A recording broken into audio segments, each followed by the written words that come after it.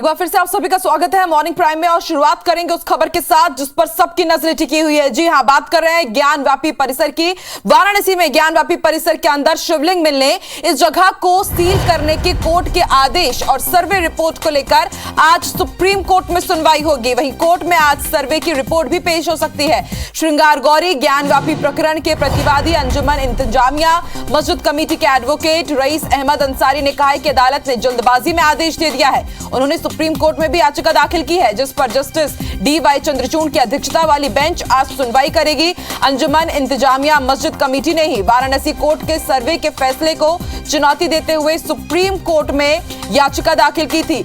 इस पर भी जस्टिस चंद्रचूड़ की बेंच सुनवाई करेगी। आपको बता दें, वाराणसी में ज्ञानव्यापी परिसर के अंदर शिवलिंग मिला है। ये बात सामने आने के बाद वाराणसी कोर्ट ने जिला मजिस्ट्रेट को आदेश दिया कि जिस जगह शिवलिंग मिला है उसे तत्काल सील कर दिया जाए।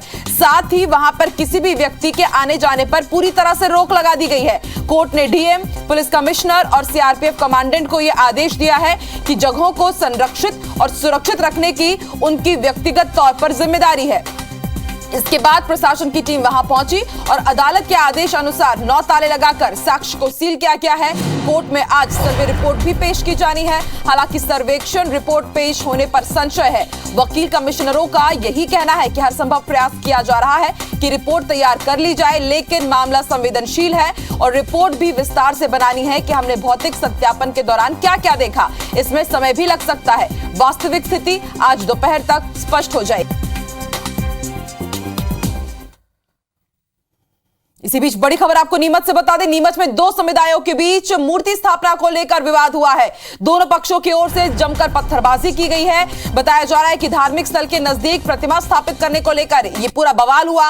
पुलिस ने भीड़ पर काबू पाने के लिए आंसू गैस के गोले भी छोड़े, उसका इस्तेमाल किया गया। कई वाहनों और मकानों में भी तोड़फोड़ की गई है। तस्वीरें भी हम आपको दिखा रहे हैं। कल देर रात की तस्वीरें जहां 2 समुदायों के बीच विवाद हुआ है मूर्ति स्थापना को लेकर। एक गुट दूसरे गुट से जा भिड़ा और जोरदार यहां पर पत्थरबाजी हुई है, जमकर बवाल हुआ है और भीड़ इतनी आक्रामक हो गई थी कि उन पर काबू करने के लिए पुलिस बल को वहां पर भेजना पड़ा और आंसू गैस के गोले भी दागे गए। उपद्रव के दौरान कुछ वाहनों में भी तोड़फोड़ की गई है और मकानों में भी तोड़फोड़ की गई है।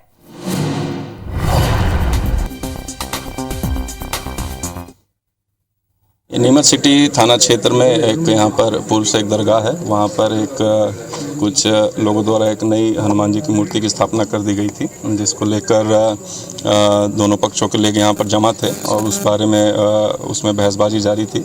उनको कंट्रोल रूम आगे बातचीत के लिए बुलाया गया था। उसमें कुछ न्यूसेंसी जो लड़के हैं, नई उम्र के लड़के, उन्होंने पत्थर वत्थर जो है छोटे मोटे वो फेंके। उसमें कुछ मोटरसाइकिल भी जो आसपास रास्ते में पड़ी थी, वो 3-4 मोटरसाइकिल भी डैमेज हुए हैं। अभी तक कोई इंजर्ड अभी हमारे पास सामने नहीं आया है, कोई थाने पर भी अभी तक प्रस्तुत नहीं हुआ है। बाकी यहाँ जो क्षेत्र है वहाँ पर अभी पुलिस पर्याप्त संख्या में मौजूद है और सभी लोगों को घरों में रहने की हिदायत दी गई है और जो भी कोई भी न्यूसेंस करने वाला अभी मिलेगा तो उसको सख्त से सख्त कार्रवाई की जाएगी। और ज्यादा जानकारी के लिए बात करेंगे हमारे सहयोगी विजित से। विजित, अभी ताजा स्थिति कैसी है? विजित, आप सुन पा रहे हैं? आ रही आवाज? जी जी जी विजित, अभी ताजा स्थिति कैसी है? क्या हालात काबू में है और अभी कैसी स्थिति देख रहे हैं आप? अभी हालात पूरी तरह से नियंत्रण में है। पुलिस मुस्तैदी से तैनात है और रात में एडीएम सुश्री नेहा मीणा ने धारा 144 का आदेश जारी किया है। अब कोई भी लोग समूह में इकट्ठा नहीं हो सकेंगे और किसी तरह का धरना प्रदर्शन नहीं कर सकेंगे। ये आदेश जारी किए गए हैं। जी विजित, और अब थोड़ा जानकारी दीजिए कि ये पूरा हुआ कैसे विवाद? दरअसल एक धर्म विशेष का धार्मिक स्थल है, उसी के नजदीक एक मूर्ति स्थापना का कार्यक्रम किया जा रहा था। तो इसी को लेकर दोनों पक्षों में विवाद हुआ और विवाद बढ़ते बढ़ते इतना रूप ले लिया कि पुलिस को हालात को नियंत्रण करने के लिए आंसू गैस के गोले छोड़ने पड़े, जिसमें एक पुलिसकर्मी को मामूली चोटें आई हैं। हालांकि कुछ लोग घायल हुए हैं जिनका अधिकृत आंकड़ा अभी तक नहीं आया है। ना ही पुलिस के सामने कोई ऐसा व्यक्ति आया है जिसने बताया कि मुझे चोट लगी है, मेरे साथ मारपीट हुई है। जी जी, आप भी नजर बना के रखिएगा विजित। शुक्रिया पूरी जानकारी के लिए।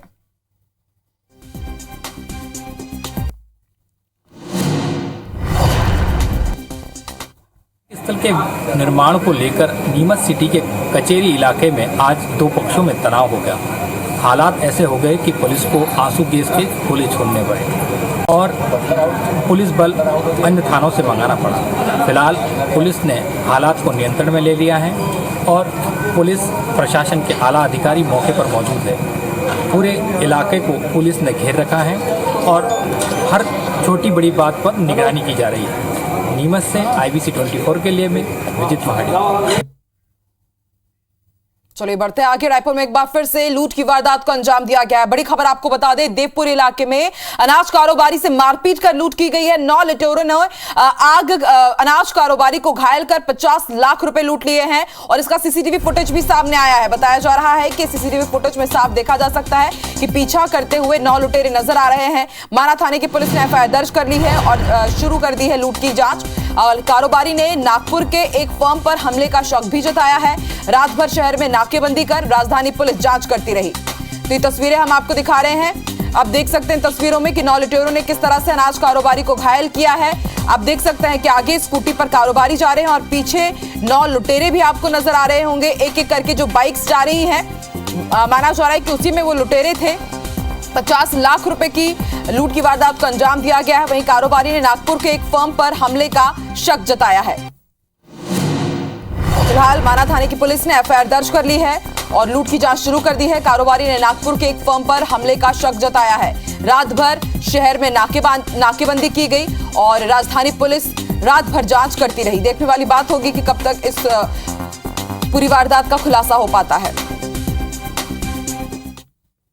अनाज का व्यवसाय करता है और नरेंद्र खत्रपाल करके, और उनके साथ लूट की घटना हुई है जिसमें अज्ञात 3 मोटरसाइकिल में अलग अलग 3 आदमी जो आरोपी हैं और डंडा लेकर के आए थे और पीछे से मारकर चोट पहुंचाए हैं और उनसे जो स्कूटी में जो अभी उनके बताए अनुसार जो 50 लाख के लगभग जो रुपए था उसको लेकर के भाग गए हैं।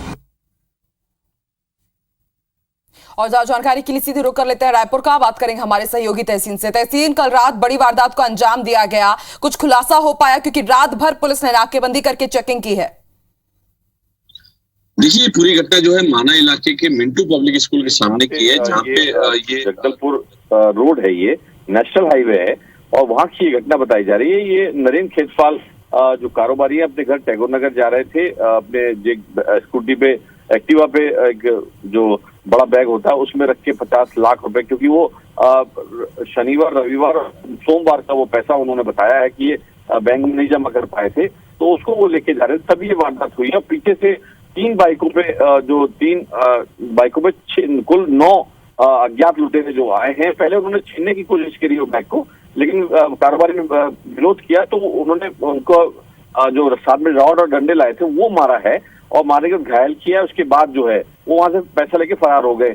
उसके बाद उनका जो बेटा था अपनी कार से उनके पीछे से उनको क्रॉस किया था, तो वो आगे निकल चुका था घर जाते हुए, तो उन्होंने पहले उसको कॉल किया है। कॉल करने के बाद उसको घटना बताई है, तुरंत घटनास्थल में पहुंचा है, पहले उनको अस्पताल पहुंचाया, उसके बाद पुलिस को सूचना दी है। उसके बाद अफरा तफरी मच गई। उसके बाद पुलिस के आला अधिकारी अस्पताल पहुंचे और घटनास्थल में साइबर सेल की टीम माना पुलिस वहां पहुंची और देखा तो वहां पे जब सीसीटीवी खंगाले गए, रात भर पुलिस ने सीसीटीवी खंगाले, उसके बाद वहां पे जो देखने में बात आई है कि उसमें 3 बाइकों पे 3-3 की नफरी में कुल 9 जो डकैत हैं वो वहां पे उनके पीछा करते हुए दिखे, साफ जाते हुए। लेकिन अभी तक पुलिस के पास कोई भी लूट की वारदात होते हुए कोई सीसीटीवी नहीं मिला है। हालांकि अभी अगर नए अपडेट की अगर बात करें तो पुलिस की जो टीम है और साथ में साइबर सेल की जो टीम है वो रात भर उसमें लगी रही, आसपास के जो सीसीटीवी वो खंगाले थे। और लेकिन अभी तक जो पुलिस ने प्रारंभिक पूछताछ में जो बात सामने आई है अस्पताल में, हालांकि उनकी तबीयत ठीक नहीं थी, इस वजह से पुलिस ने ज्यादा पूछताछ नहीं करी है पुलिस के आला अधिकारियों ने। तो उसमें ये बात सामने आई कि नागपुर की कोई फर्म से उनका कोई विवाद चल रहा है, तो उन्होंने सीधे तौर पे ये वारदात को उनके द्वारा अंजाम देना बताया। फिलहाल अभी पुलिस के हाथ पूरी तरह से खाली है, लेकिन अभी जो अज्ञात लुटेरे, लेकिन एक बड़ी वारदात जो सामने आई है, क्योंकि राजधानी रायपुर में क्योंकि 5 से ज्यादा लोग थे, तो इसको आप रोड डकैती इसको बोल सकते हैं, रोड रॉबरी इसको बोल सकते हैं। तो ये बड़ी वारदात को अंजाम देकर और तहसीन, एक सवाल ये भी कि बदमाशों के हौसले कितने बुलंद है कि किस तरह से पीछा करते हुए 50 लाख रुपए लूट लिए जाते हैं। सीधी चुनौती यहां पर पुलिस को। आप भी नजर बना के रखिएगा, देखते हैं कब तक खुलासा होता है। शुक्रिया अपनी जानकारी देने के लिए। चलिए बढ़ते आगे। तो रायपुर में लूट की वारदात को अंजाम दिया गया है, वहीं ग्वालियर में भी बदमाशों के हौसले किस कदर बुलंद है इसका अंदाजा आप इस बात से लगा सकते हैं कि मुरार इलाके में कल रात बीच बाजार एक युवती की गोली मारकर हत्या कर दी गई। ये सनसनीखेज घटना मुरार थाना क्षेत्र के 6 नंबर चौराहे के पास हुई। जिस युवती की हत्या हुई है उसकी 4 अप्रैल को ही सगाई हुई थी और अगले महीने उस युवती की शादी होने वाली थी। लिहाजा इस वारदात को प्रेम प्रसंग से भी जोड़कर देखा जा रहा है। पुलिस के मुताबिक शिवपुरी जिले के भौती निवासी 20 साल की साक्षी गुप्ता कल रात अपनी छोटी बहन के साथ बाजार गई थी। वो दोनों वापस घर लौट रहे थे, तभी बाइक सवार हमलावर वहां पहुंचे। युवती के साथ बातचीत करते हुए वो एक दूर तक उसके साथ गए और फिर आगे जाकर साक्षी के कनपट्टी पर रिवॉल्वर टिकाकर गोली मारी और फरार हो गया। इस वारदात में साक्षी की मौके पर ही मौत हो गई। घटना की सूचना मिलते ही पुलिस मौके पर पहुंची और आसपास लगे सीसीटीवी कैमरे खंगाले गए। पुलिस ने हमलावर के खिलाफ एफआईआर दर्ज कर ली है, जांच शुरू कर दी गई है। हम लोग आ रहे थे, वहाँ पे एक अंकल खड़े थे, तो हम लोग यहाँ पे आए, दीदी हम लोग आ रहे थे तो वो आया और दीदी को गोली मारे। जब तक मैंने उनको बुलाया जब तक वो भाग गया। उसको जानते हो कौन है? नहीं, मुंह कवर किया था। गोली कहाँ लगी? सिर में। 4 अप्रैल को इसकी सगाई हुई है और अभी चूँकि लड़कों से पूछताछ की जा रही है जो भी लोग हैं, और एक व्यक्ति संदेही जो है वो आइडेंटिफाइड हुआ है और उसके लिए लगातार टीमें काम कर रही है। सीसीटीवी फुटेज देखे जा रहे हैं। संभवतः शादी की बात को लेकर कोई प्रेम प्रसंग का मामला संभवतः हो सकता है। बड़ी खबर आपको छिंदवाड़ा से बता दें, फूड पॉइजनिंग से 2 बच्चों की मौत हो गई है। छिंदवाड़ा जिले के पांडुरना के पास कौड़िया गांव की घटना बताई जा रही है। बताया जा रहा है कि शादी समारोह में खाना खाने के बाद इन तमाम लोगों की तबियत बिगड़ी। 8 और 12 साल की 2 मासूम बच्चियों की मौत हो गई है और ये दोनों ही बच्चियां दुल्हन की भतीजी बताई जा रही है। 12 लोग गंभीर रूप से बताए जा रहे हैं कि बीमार है। फूड पॉइजनिंग के शिकार 12 लोगों को अस्पताल में भर्ती कराया गया है।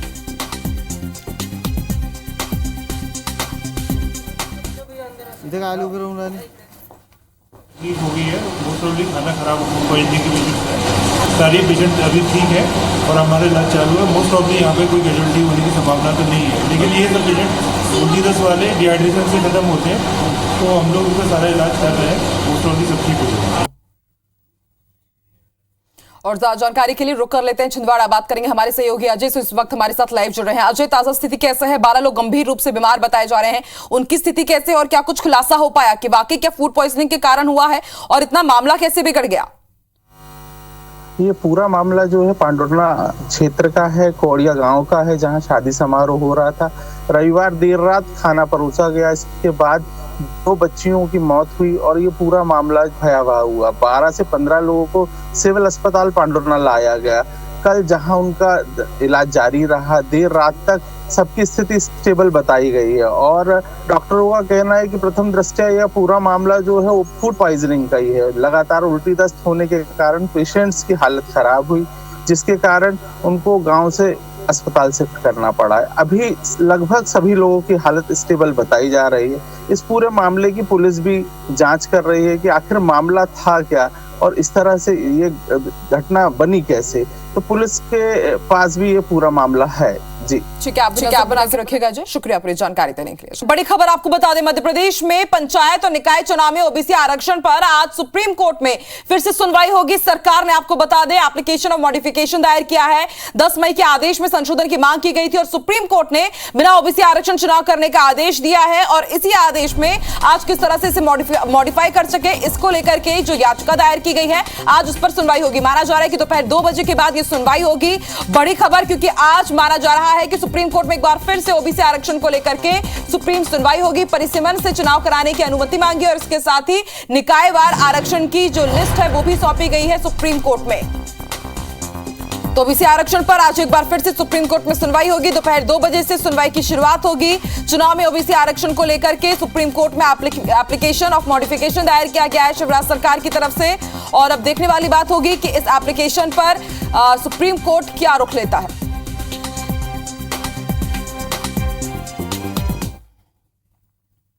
आज से मध्य प्रदेश में मिशन नगरोदय की शुरुआत होने जा रही है। करीब 20,753 करोड़ रुपए के काम शुरू होंगे। प्रधानमंत्री शहरी आवास योजना के हितग्राहियों को गृह प्रवेश कराया जाएगा। प्रदेश के 413 नगरीय निकायों में इस आयोजन की शुरुआत होगी। जिले के प्रभारी मंत्रियों को कार्यक्रम में मौजूद रहने के निर्देश दिए गए हैं। अलग अलग जिलों को बड़ी सौगातें मिलने जा रही है और हितग्राहियों को 120 करोड़ रुपए ब्याज मुक्त ऋण भी बांटा जाएगा। तो आज मध्य प्रदेश वासियों को बड़ी सौगात, जैसा कि नाम है इस मिशन का, मिशन नगरोदय। नगरों के उदय के लिए ये मिशन रहेगा और करीब 20,753 करोड़ रुपए के काम शुरू होंगे और इसके तहत प्रधानमंत्री शहरी आवास योजना के हितग्राहियों को गृह प्रवेश कराया जाएगा और उसके साथ ही 413 नगरीय निकायों में अलग अलग आयोजन होगा और तमाम जिलों के प्रभारी मंत्रियों को कार्यक्रम में मौजूद रहने के भी निर्देश दिए गए हैं।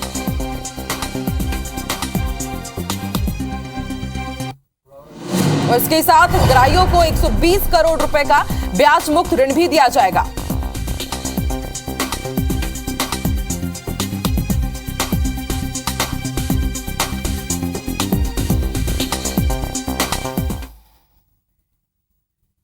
चलिए और अब बात करते हैं एक स्कैम की। जी हां, रायपुर की सार्वजनिक जगहों पर बायो टॉयलेट लगाने के नाम पर बड़ा गोलमाल सामने आया है। रायपुर स्मार्ट सिटी लिमिटेड ने शहर में बायो टॉयलेट लगाने के लिए केरला की कंपनी को करोड़ों रुपए का भुगतान कर दिया। कंपनी ने बदले में टीन के डब्बे वाले टॉयलेट खड़े कर दिए जो आज तक पब्लिक के लिए शुरू नहीं किए गए हैं और अब मामला उठने पर स्मार्ट सिटी के अधिकारी अजीबोगरीब जवाब दे रहे हैं। एक रिपोर्ट देखिए।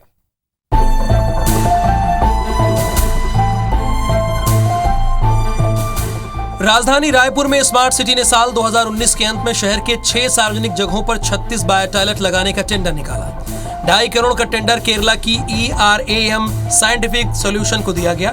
टेंडर के अनुसार कंपनी का टॉयलेट लगाकर 2 साल तक मेंटेनेंस भी करना था। इसके लिए स्मार्ट सिटी ने 2 करोड़ का भुगतान भी कर लिया, लेकिन 2 साल बीत जाने के बावजूद कंपनी ने ज्यादातर जगह तो टॉयलेट शुरू ही नहीं किया और 1-2 जगह जहां शुरू किया वहां भी कुछ ही दिनों में बंद हो गया। हमारे संवाददाता ने मौके पर जाकर इसका जायजा लिया तो कई चौंकाने वाले खुलासे। अभी हम कटोरा तालाब के पास खड़े हैं। आपको देखिए अब 6 यहाँ पर टॉयलेट लगे हैं और हाल क्या है इसका देखिए। जो सिक्के डालने की मशीन है वो यहाँ से निकाली जा चुकी है और दरवाज़ा तो खुलता ही नहीं है। तो अलग अलग 6 जगह शहर में ऐसे टॉयलेट लगे हैं और सभी जो है वो कंडम है। तो आपको एक एक करके हम सभी जगह लेके चलेंगे और दिखाएंगे कि कैसे लगभग 2.5 से 3 करोड़ रुपए जो स्मार्ट सिटी ने जो कंपनी को भुगतान किया है उसका 1 रुपया भी जो है वो जनता के इस्तेमाल में नहीं आ पाया है। टेंडर के अनुसार केरला की कंपनी ERAM को शहर में 6 जगह टॉयलेट लगाने के टेंडर दिए गए। आनंद नगर बस स्टैंड के सामने, कटोरा तालाब गार्डन के सामने, अंबेडकर अस्पताल के बाहर, jail road, RD Tiwari school, Amapara, Saraswati Nagar थाना के बाहर, GI रोड और एम्स के बाहर टाटीबंद में बायो टॉयलेट लगाने थे। कटोरा तालाब के बाद हम पहुंचे अंबेडकर अस्पताल के बाहर। यहाँ भी आप देखेंगे कि 6 बायो टॉयलेट लगे हुए हैं, लेकिन पूरे तरीके से गाड़ियों से कवर्ड है ये और अंदर इसका हाल वही है जो अन्य जगह पर है। जैसे बस स्टॉप भी यहाँ पर है जहाँ पर लोग इंतज़ार करते हैं गाड़ियों का, ऑटो स्टैंड है। तमाम मरीजों के परिजन यहाँ पर रहते हैं, लेकिन हाल आप देखिए वही है जैसे शहर में दूसरे स्मार्ट बायो टॉयलेट का है।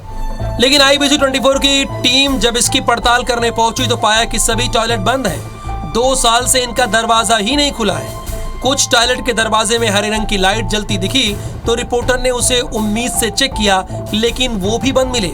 स्मार्ट सिटी में चल रही इन गड़बड़ियों पर नवनियुक्त CEO मयंक चतुर्वेदी से बात करने की कोशिश की गई तो अधिकारी कहते हैं कि वो तो अभी भी आए हैं, इसलिए जानकारी जुटाकर 15 अगस्त के बाद ही कुछ बोल पाएंगे। महापौर एजाज डेबर ने जानकारी लेने की बात की है। उधर बीजेपी इस पूरे मसले पर हमलावर है। स्मार्ट सिटी के विषय में जमकर भ्रष्टाचार हो रहा है और जो भी कार्य का टेंडर लगता है वो किसी व्यक्ति विशेष लोगों को फायदे दिलाने के लिए उसमें टेंडर लगता है और सिर्फ टेंडर हो रहा है और सिर्फ भुगतान हो रहा है। उसके अलावा काम कहीं दिखाई नहीं दे रहा है। इन सब लोगों की मिलीभगत से उस राशि में सबका हिस्सा है, इसलिए सब चुपचाप बैठे हैं। IBC 24 ने जब इस मामले को लाया तो स्मार्ट सिटी के अधिकारी कार्रवाई के नाम पर कंपनी को नोटिस की बात कर रहे हैं। कुल मिलाकर 2.5 करोड़ रुपए का एक बड़ा स्कैम है जो स्मार्ट सिटी में किया गया है। इसकी जांच होनी चाहिए क्योंकि जो कंपनी है अगर उसका SD स्मार्ट सिटी डिपॉजिट कर लेती है तब भी वो 1.25 करोड़ रुपए फायदे में रहेगी। तो अपने आप में बड़ा सवाल है, क्या ये साजिश करके कंपनी को ठेका दिया गया या फिर ये अगर टेंडर नियम से हुआ है तो फिर कंपनी से वसूली क्यों नहीं हो रही है, उस पर कार्रवाई क्यों नहीं हो रही है। कैमरामैन रमाशंकर के साथ संदीप शुक्ला, IBC 24 रायपुर। और इसी के साथ साथ की बड़ी बात में फिलहाल इतना ही। देश दुनिया की तमाम बड़ी खबरें IBC 24 में लगातार जारी है। आगे देखिए छत्तीसगढ़ी भाषा का हमारा खास बुलेटिन मेरी सहयोगी रचना नितेश के साथ। शुक्रिया, नमस्कार।